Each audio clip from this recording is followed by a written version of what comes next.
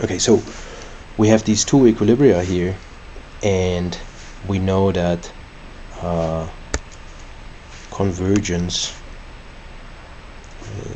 occurs in this stepwise manner due to the multiplier process, so that the initial increase in interest sensitive investment leads to higher income, which in turn leads to higher demand, and so on. And we're moving to this new equilibrium in the goods market.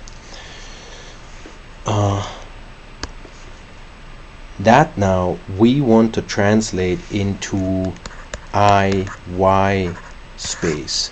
The ISLM model is in IY, which means that we will draw out here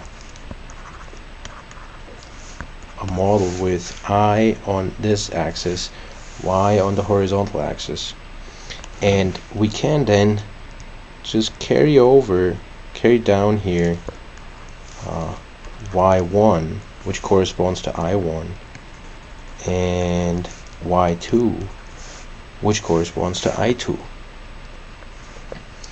Now, we can't carry the interest rates directly down to this axis, but we know that I2 is below I1, so we can say that this here is I2, and here we have I1.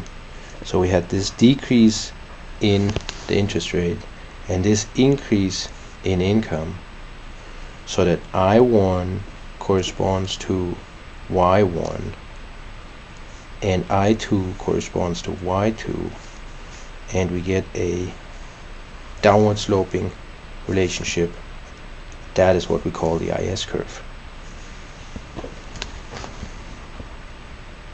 So we've made use of the fact that we have the same horizontal axis here, carry the y's down, and then note the interest rate on the vertical axis, and we get a downward sloping IS curve.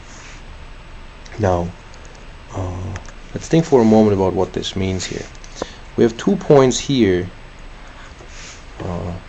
in the upper diagram, both of which are equilibria of the goods market. So at both of these points, I is equal to S.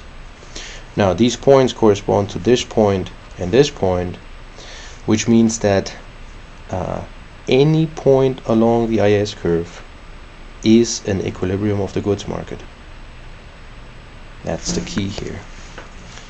Any point, the IS curve describes all those combinations of the interest rate and output where investment is equal to savings, or equivalently demand is equal to production.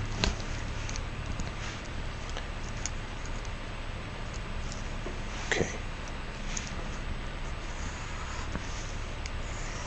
Briefly, we'll consider the first example of policy here, namely the IS curve can be shifted to the right with